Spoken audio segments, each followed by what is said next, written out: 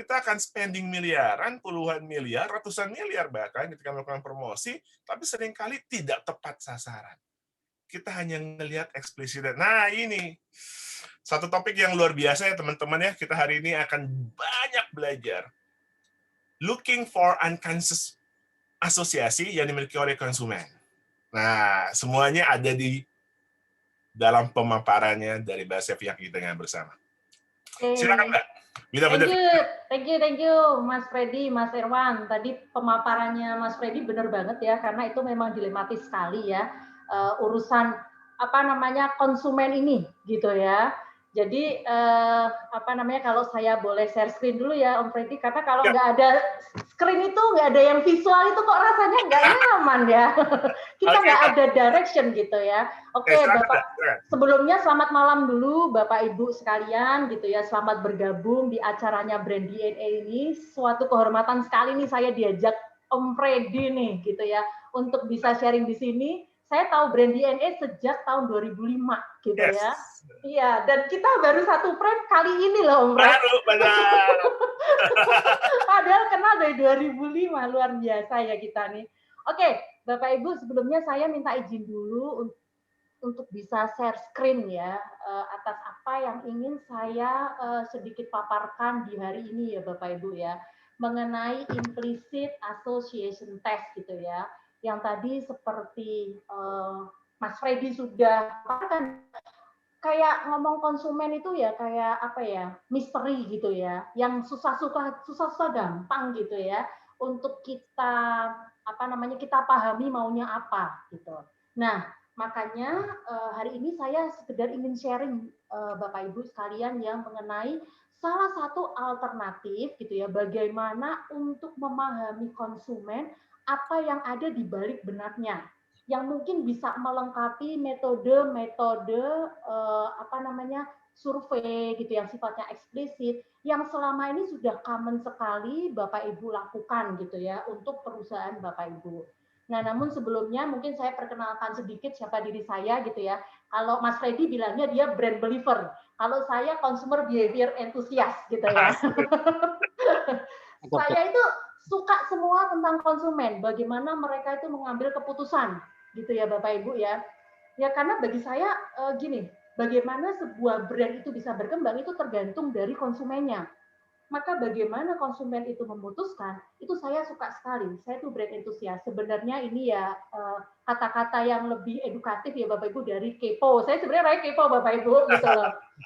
Jadi kalau saya buka lambe turah, Bapak Ibu, saya buka komen gitu, saya bukan apa-apa, saya pengen tahu bagaimana perilaku konsumen gitu ya Bapak Ibu ya, terhadap suatu postingan yang ada. Nah, ada beberapa hal yang sudah saya lakukan gitu ya Bapak Ibu ya, terkait keingintahuan saya gitu ya, untuk konsumen gitu ya. Yang pertama saya pernah pengen tahu sekali gitu ya Bapak Ibu ya, bagaimana sih kalau word of mouth yang bisa difasilitasi oleh perusahaan itu dikasih monetary incentive di dalamnya. Gimana sih nanti konsumen itu respon. Nah, untuk kemudian kalau ada reciprocity antar konsumen, saya punya utang sama kamu, kamu punya utang sama saya, kira-kira balas jasanya gimana nih kalau ada aktivitas word of mouth gitu ya. Nah, terus saya juga pengen tahu tuh bagaimana konsumen merespon gitu ya terhadap suatu materi komunikasi di mana di situ ada suatu tema experience. Jadi yang ketiga ini lebih kepada tourism. Saya pengen tahu tuh responnya dari materi komunikasi itu. Orang akan gimana gitu. Untuk kemudian saya juga pengen tahu juga tentang pengaruh storytelling di dark tourism. Kalau ada cerita di dark tourism gitu ya, konsumen tuh akan gimana sih, traveler tuh akan gimana sih, keputusan mereka tuh nanti gimana. Nah, sekarang saya lagi seneng gitu ya Bapak Ibu ya, mengetahui sesuatu terkait perusahaan, terutama family firm branding. Suatu perusahaan keluarga gitu ya, kalau brandnya itu dikasih tahu ke konsumen, halo saya ini perusahaan keluarga established since 1930 gitu ya, 1930, kira-kira konsumen tuh persepsinya gimana sih terhadap brand gitu. Nah, saya juga senang gitu ya untuk menggali mengenai implicit association. Jadi saya udah ada 3 penelitian terkait implicit association ya, terkait suatu destinasi tertentu. Pada saat ada suatu destinasi dibandingkan, sebenarnya konsumen itu lebih suka yang mana sih gitu, secara implicitly ya Bapak Ibu ya. Nah, yang terakhir nanti bisa saya tunjukkan gitu ya ke Bapak Ibu mengenai implicit association games-nya, tools-nya gitu ya Bapak Ibu. Yang terakhir ini adalah terkait dengan uh, business owner gitu, business owner implicit preference terhadap calon suksesornya. Nah, ini yang sedang saya kerjakan dan ini nanti akan saya ceritakan dan cukup menarik juga Bapak Ibu. Oke, itu sedikit Bapak Ibu ya terkait dengan ketertarikan saya terhadap perilaku konsumen terutama yang ada di Indonesia. Kenapa saya mengatakan perilaku konsumen di Indonesia itu menarik Bapak Ibu gitu ya? Oke, bentar saya ini dulu. Oke, kalau Bapak Ibu lihat visualisasi ini ya Bapak Ibu ya, ini kan kalau meme yang ada di sini gitu ya, sennya ke kiri, beloknya ke kanan gitu ya Bapak Ibu ya. Ya ini seperti konsumen di Indonesia gitu ya. Kadang-kadang kita nggak tahu arah mereka mau kemana. Apakah mereka ngikutin apa namanya selebgram gitu ya, ataukah mereka mengikutin siapa? Entah, kita nggak pernah tahu gitu ya. Kadang-kadang mereka maunya A gitu ya, dan kita sudah confirm pada saat survei, ternyata pada saat kita mengambil keputusan yang tadi seperti Mas Freddy cerita gitu ya, mengambil keputusan gitu ya, oke, bahwa kita akan melakukan di sini, ternyata nggak ada respon, salahnya ada di mana gitu. Nah, itu adalah suatu hal yang menarik yang menjadi sebuah misteri gitu ya, konsumen Indonesia yang very unpredictable gitu, sehingga setiap kali saya melakukan riset terkait IAT, hasilnya itu luar biasa macam-macam. Nah, karena kalau saya melakukan riset IAT itu biasanya saya join gitu ya dengan universitas yang lain. Contohnya di tempat saya kuliah dulu yaitu Universitas Hamburg gitu ya. Kalau di Jerman konsumennya predictable sekali gitu ya. Bagi saya itu nggak asik gitu ya. Sangat predictable, hitam putih banget lah gitu loh. Begitu lihat hasilnya Indonesia, pasti menimbulkan gitu. Kalau kita menganalisa kita geleng-geleng dulu gitu loh. Waduh, sen ke kiri, belok ke kanan, benar-benar ini konsumen Indonesia. Itulah menariknya konsumen Indonesia, Bapak Ibu. Saking menariknya, banyak sekali Bapak Ibu metode-metode yang dikembangkan sekarang ini ya, yang sebenarnya sudah sejak 85 atau 8-10 tahun lalu ya. Ada yang namanya eye tracking, neuromarketing, dan juga ini ada implicit association test. Nah, mungkin saya cerita sedikit ya, gitu ya. Saya sangat beruntung sekali karena saya mempunyai kesempatan untuk bisa menimba ilmu di luar, di negara yang teknologinya tuh canggih gitu ya. Jadi pertama kali saya masuk dulu gitu ya, mereka sedang gencar-gencarnya menggunakan eye tracking dan neuromarketing. Ada sebuah iklan yang sedang dites oleh institut saya gitu ya. Dia pengen tahu iklannya tuh orang tuh akan merespon apa, wanita terhadap iklan yang quote unquote nakal atau porno lah gitu, jorok lah iklannya gitu. Kalau di sana kan iklan jorok tuh bebas ya Bapak Ibu ya gitu ya. Nah, kalau di barat gitu ya, orang tuh cukup open, jadi mau perempuan mau laki gitu ya, mereka santai aja menerima iklan-iklan yang nasty. Pas saya masuk gitu ya, wah dari Asia nih gitu. Kita pengen tahu nih dari Asia gimana nih ya kalau respon iklan yang nasty. Saya kan mau bilang enggak lah, malu kan enggak enak ya, oh ayo hajar aja gitu ya. Tapi di situ saya tahu bahwa mereka akan melihat saya berbeda setelah ini pasti. Akhirnya saya dites matanya gitu ya. Dan pada saat saya melihat iklan yang nasty itu, pupil mata saya membesar. Itu artinya saya sangat tertarik dan saya sangat senang gitu loh. Instead of jijik gitu loh. Saya sangat tertarik dan saya senang gitu. Nah, sejak itulah mereka mengatakan, karena studi dan mereka mengambil beberapa student Asia gitu ya, karena studi secara eksplisit gitu ya, student Asia waktu itu dikatakan tidak suka, itu menjijikkan apa, tetapi pada saat sudah dites mata, kita tuh senang gitu loh. Kita tertarik, tetapi kita malu gitu. Nah, itu salah satu hal yang dirasa perlu sekali untuk mengcombine gitu ya, metode untuk bisa membuka gitu ya kotak Pandora gitu ya dari seorang konsumen. Bahkan saya waktu itu tuh di tes tentang neuromarketing juga saya dipasakin ini karena mereka pengen tahu gitu ya iklan suatu iklan gitu ya muscle mana sih yang saya tertarik karena di wajah orang itu Bapak Ibu ada 42 muscle. Dan kalau orang tertarik tuh muscle-nya dari sini namanya frown muscle. Jadi begitu itu menarik, front muscle ini akan tertarik dan seberapa cepat dia tertarik, dan seberapa cepat mulut saya akan turun gitu ya. Nah, detik-detik itulah, waktu itulah yang sebenarnya diukur. Nah, untuk kemudian mulai berkembang hal-hal lain juga, yaitu implicit associasi test. Jadi ini merupakan komplement atau pelengkap gitu ya Bapak Ibu ya, terhadap metode-metode yang sifatnya adalah explicitly kita meminta konsumen untuk merespon terhadap sesuatu. Bapak Ibu pasti sering memberikan survei atau diberikan survei gitu ya, di mana kita diminta untuk merespon. Contoh, kita habis keluar dari hotel atau habis menikmati hotel services dan lain sebagainya. Terus diminta untuk kepuasan gitu ya Bapak Ibu ya. Kadang-kadang saya kasihan gitu ya, kasihan atau dari restoran gitu ya, saya kasihan walaupun saya nanti apa namanya pengen mendidik juga kalau servisnya jelek, tapi saya kesian gitu ya sama karyawannya, nanti dia diomelin ownernya, akhirnya saya tulis yang bagus-bagus, tetapi saya sebagai konsumen memutuskan ya udah deh gue tulis bagus, tapi nanti gue nggak balik lagi juga gitu. Nah, semacam ini tuh banyak banget terjadi oleh konsumen, apalagi konsumen Indonesia yang ada ewok-pekewok gitu ya Bapak Ibu ya, secara normatif gitu ya. Kita dididik untuk menghargai orang, right or wrong, kalau orang lebih tua kamu harus menghargai gitu ya. Terhadap orang lain kamu harus hormat. Nah, inilah yang menyebabkan susah sekali gitu ya kita untuk bisa membuka gitu ya. Konsumen ini sebenarnya mereka itu semacam apa. Nanti kita akan banyak membahas di implicit association test ini sesuai judulnya Bapak Ibu. Nah, ini adalah hal-hal yang mungkin sangat familiar sekali ya Bapak Ibu ya. Pertanyaan-pertanyaan ini yang Bapak Ibu sampaikan kepada konsumen. Contohnya Bapak Ibu meminta konsumen untuk bisa memberikan pendapat mereka. I enjoy using this product. Ada 5 skala Likert atau 6 atau 7 gitu ya. Kita diminta untuk mengisi atau kita meminta konsumen untuk mengisi.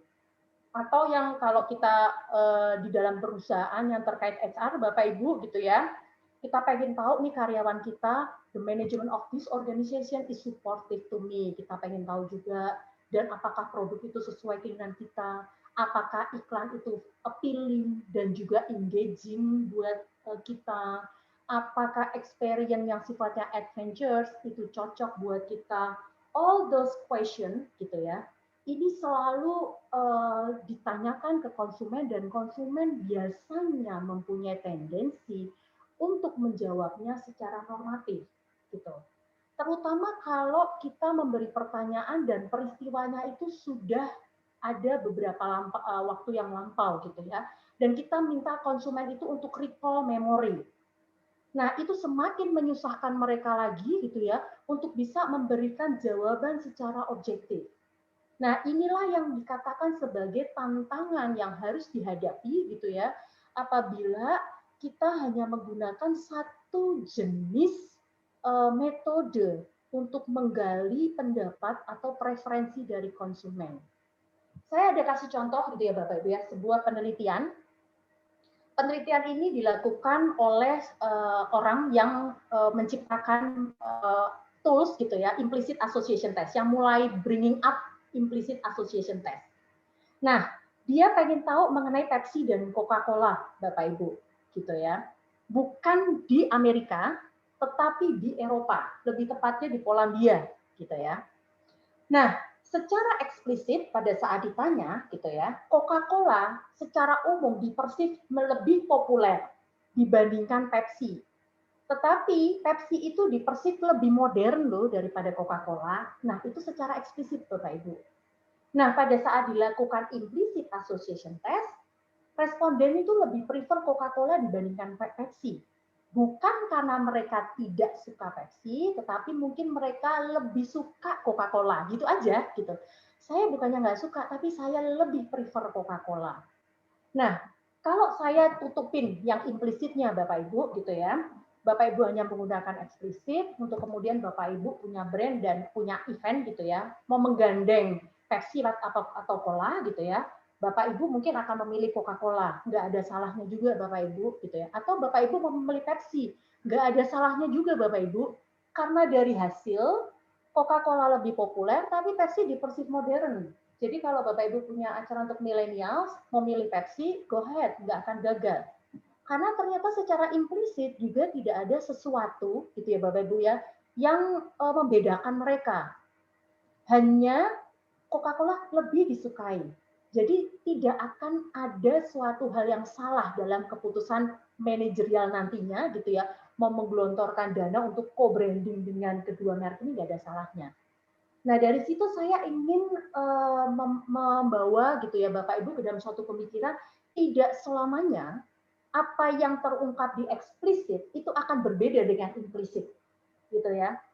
Karena implicit association test ini bukan untuk menegasikan gitu ya atau mendowngrade dari aktivitas eksplisit yang selama kita lakukan, tetapi lebih untuk melengkapi. Karena seperti saya kasih contoh ini, hai lihat deh, Pepsi sama Coca-Cola ini di Eropa, di Polandia, nggak ada salahnya dengan kedua hal ini, gitu. Nah dari sini, gitu ya, kalau Bapak Ibu mungkin wondering, berarti explicit association test dengan survei itu is dead ya? No, mereka tidak akan pernah mati. We still need that, gitu ya Bapak Ibu ya, karena angle kita nanti akan berbeda pada saat kita akan melakukan kedua tes itu bersamaan, gitu. They just complement each other gitu ya, bukan untuk menegasikan. Oke, saya lanjut lagi. Nah, kita nggak enak ya ngomong kalau nggak ada sedikit teori gitu ya. Teori itu diperlukan Bapak Ibu sebagai suatu pegangan gitu ya, bahwa saya ngomong ini nggak ngarang gitu Bapak Ibu. Saya belum levelnya untuk bisa ngarang ini semua Bapak Ibu. Saya belajar gitu ya. Dan ini adalah sumber-sumber belajar saya. Jadi sejak tahun 1998 Bapak Ibu gitu ya, Greenwald, McGee, dan Schwartz itu mengintroduce IAT. Mereka mengintroduksi IAT pertama kali karena kegundahan mereka atas tingginya rasisme di Amerika, gitu ya.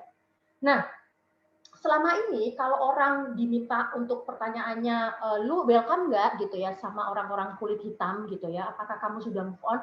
Mereka akan selalu mengatakan dia move on, you are my brother, gini, come home dan lain sebagainya. Tetapi tingkat rasisme tinggi. Nah, kayaknya cara-cara kayak gitu nggak bisa tuh. Makanya dia menciptakan yang namanya implicit association test ini atau bring up IAT ini, gitu ya. Mereka mengujikan, gitu ya, dengan memberikan simbol-simbol. Namanya juga asosiasi ya Bapak Ibu ya. So kita nanti akan banyak bermain dengan kata dan gambar, gitu. Nah, caranya gimana yang dilakukan Greenwald, McGee, dan Schwartz itu, gitu ya? Orang disuruh mengasosiasikan nama-nama orang kulit hitam yang biasanya di sana kan namanya Latoya, ya saya nggak hafal lah nama-nama orang kulit hitam gitu ya. Mungkin kalau di kita gitu ya, nama-nama yang apa namanya yang Muslim gitu ya, Muslim Muhammad, siapa. Nah kalau di sana ada Latoya gitu ya, ada siapa yang namanya identik kulit hitam dan nama-nama identik kulit putih. Untuk kemudian ada dua kata yang diasosiasikan, kata yang sifatnya baik dan kata yang sifatnya buruk. Nah, nanti responden itu suruh sliding dari layar monitornya gitu ya. Latoya itu dimasukkan, dipairingkan dengan kata yang baik atau yang burukkah. Nanti saya akan kasih lihat contohnya. Tapi kurang lebih semacam itulah gitu ya, bagaimana implicit association test ini bekerja. Nah, implicit association tersebut gitu ya, untuk melihat attitude implisit orang, itu merupakan suatu view yang tidak disadari atau unconscious view terhadap sebuah objek yang bisa di-trigger secara otomatis pada saat kita melihat gambar atau objek gitu ya, yang datang ke kita dengan tiba-tiba aja gitu ya. Kita kan biasa nih membuat simbol-simbol gitu ya Bapak Ibu ya. Orang pakai tato, wih preman ini. Nah, datang gitu ya. Atau kita lihat Mas Erwan jenggot gitu, wah ini soleh nih pasti nih. Nah, itu kita katakan sebagai simbol-simbol nih Bapak Ibu. Yang itu kita teskan gitu ya secara implisit.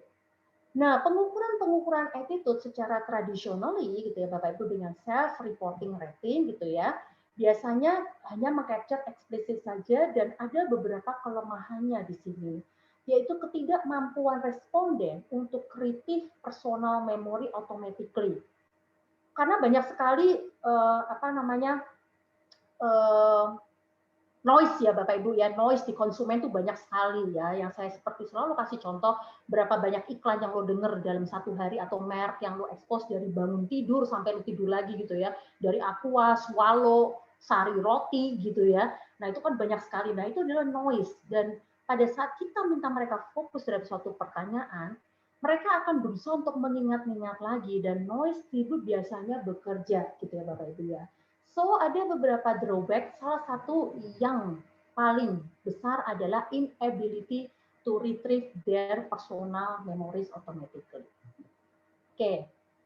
Nah, Bapak Ibu, saya akan jelaskan sedikit gitu ya Bapak Ibu ya mengenai studi gitu ya atau riset yang saya lakukan bersama dengan Profesor salah satu profesor saya dan juga salah satu rekan saya nih namanya Budi Bisirat di sini gitu ya mengenai consumer implicit terhadap destination choices. Seperti yang saya katakan di awal, saya pengen tahu sekali gitu ya, gimana sih konsumen itu dalam memilih pengalaman gitu ya pada saat mereka piknik gitu ya. Sekarang kan industri pariwisata ini sedang terpuruk.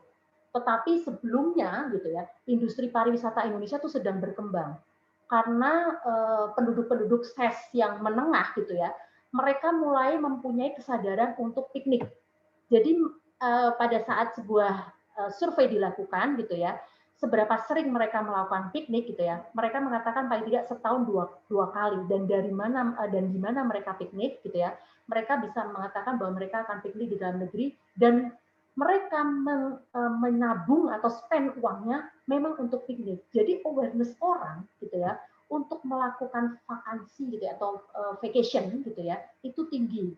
Sehingga di tahun 2019 gitu ya saya cukup tertarik untuk meneliti mengenai perilaku konsumen gitu ya dalam memilih pengalaman yang akan mereka dapatkan di tempat mereka melakukan piknik.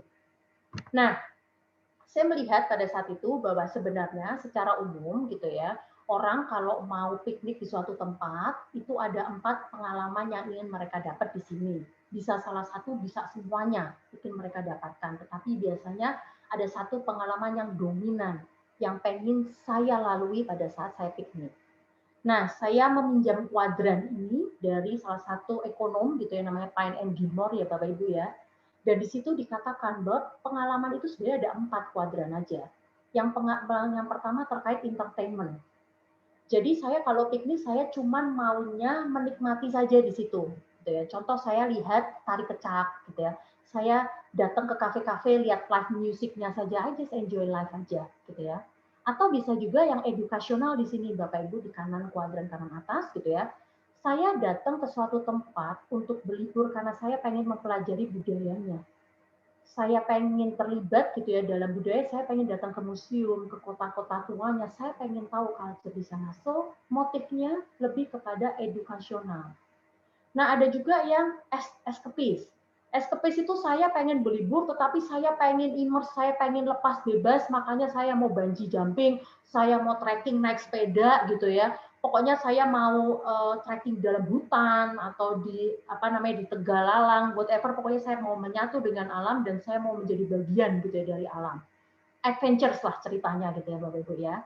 Nah, untuk kemudian ada satu lagi pengalaman namanya estetik gitu Bapak Ibu ya. Nah, estetik itu pengalaman yang lebih di mana orang-orang itu just laid back karena saya udah capek gitu ya, hidup di Jakarta ini keras banget dulu gitu ya karena macet gitu ya. Jadinya saya kalau berlibur tuh ya mau senang-senang aja tidur di pantai atau merasakan dinginnya gunung. Nah, itu semua Bapak Ibu kurang lebih adalah bagaimana experience yang ingin dirasakan oleh seorang traveler atau konsumen gitu ya pada saat mereka berlibur. Dan frame inilah Bapak Ibu yang saya gunakan gitu ya untuk bisa memahami motivasi mereka lebih lanjut dan apa yang ada di balik benak mereka. Sebenarnya mereka pengennya apa sih gitu. Nah, kami melakukan tentunya dua ya, explicitly dan implicitly gitu ya. Secara explicitly gitu ya, kami membaca di salah satu kajian konsultan Indonesia juga gitu ya, IDN Research kalau nggak salah yang mengatakan bahwa millennials, ya, traveler millennials itu suka sesuatu yang sifatnya adalah memberikan pengetahuan mereka dan adventures. Nah, untuk kemudian kita melakukan sedikit survei gitu ya, dan muncullah di sini secara eksplisit bahwa Indonesia Millennial Traveler prefer education experience, contohnya visiting colonial sites and cultural sites gitu ya, dan melakukan escapist experience, contoh ya adventure tourism, seperti foto di kanan ini Bapak Ibu. Nah ini adalah hal-hal yang mereka sampaikan secara eksplisit dan melalui interview dan juga melalui survei gitu ya. Ini yang mereka inginkan pada saat mereka mau berlibur. Nah, akhirnya kita minta gitu ya untuk kita lakukan 2 eksperimen gitu ya untuk mengetahui secara implisit benar nggak sih ini yang mereka inginkan. Karena nanti saran ini bisa dipakai untuk destination marketer gitu ya dalam memberikan offering di tempat-tempat wisata. Nah, menarik Bapak Ibu gitu ya, secara implisit gitu. Ternyata kita mendapatkan sesuatu yang completely different. Opposite different sekali gitu loh Bapak Ibu. Dari hasilnya dikatakan gitu ya, orang-orang millennials ini ternyata cenderung kalau berlibur tuh memilihnya estetik Bapak Ibu. Jadi mereka tuh suka leha-leha jadi pantai gitu ya, nggak ngapa-ngapain dibandingkan mereka harus datang ke museum. Nah yang kedua, travel Indonesia juga lebih suka entertain, jadi duduk di kafe untuk melihat show gitu ya, whatever show-nya apa, yang penting gue nggak ngapa-ngapain, gue nggak capek, dibandingkan mereka harus escapist gini. Nah, sehingga kalau kita katakan gitu ya, yang ini, yang tadi secara eksplisit, itu secara implisit tidak terbukti. Begitu pula yang ini. Nah, saya berusaha menempatkan diri saya sebagai seorang marketer, gitu ya, Bapak Ibu ya. Jika saya memaparkan result ini kepada Bapak Ibu yang seorang destination marketer, gitu ya, saya akan memaparkan ini dan monggo untuk diputuskan.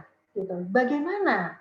Karena dari survei semacam ini, dari implisit semacam ini, apakah Bapak Ibu akan menggelontorkan dana besar untuk mengkomunikasikan berkampanye gitu ya, dan memberikan apa namanya ya informasi terkait destinasi yang sifatnya lebih edukasional, sementara ternyata di bawah alam sadarnya konsumen itu tidak menginginkan itu. Nah, kenapa antara eksplisit dan implisit ini bisa berbeda, Bapak Ibu? Sekali lagi tadi saya mention adalah masalah normatif.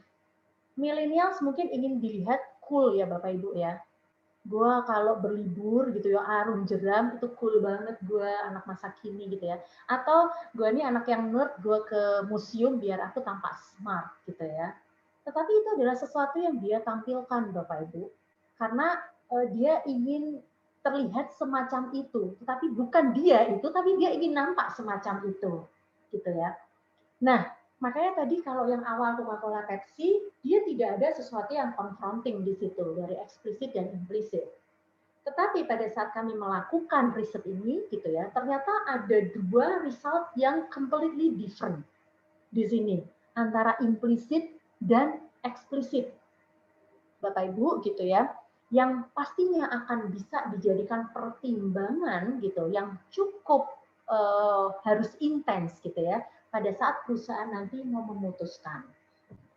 Nah, bagaimana sih caranya kita melakukan eksperimental? Karena IAT ini sifatnya eksperimental, Bapak Ibu. Ini saya akan tunjukkan dengan PPT dulu, Bapak Ibu. Nanti saya akan share screen mengenai mainnya tuh gimana sih, gamesnya itu gimana. Karena ini sifatnya games.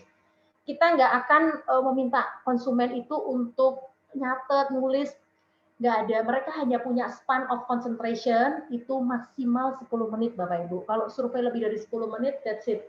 Kita akan kehilangan kesempatan untuk mendapatkan apa namanya jawaban gitu ya, yang memang mereka berpikir. Nah, IAT ini dilakukan dengan bagaimana Bapak Ibu? Jadi semua kita menggunakan komputer atau laptop, dan sekarang ada teknologi mobile juga sudah kita kembangkan Bapak Ibu gitu ya. Di sini mereka hanya tinggal main saja, akan ada gambar dan juga akan ada kata-kata yang pop up, dan di sini gitu ya responden hanya sekedar diminta merespon. Nanti saya akan tunjukkan Bapak Ibu bagaimana cara mereka merespon.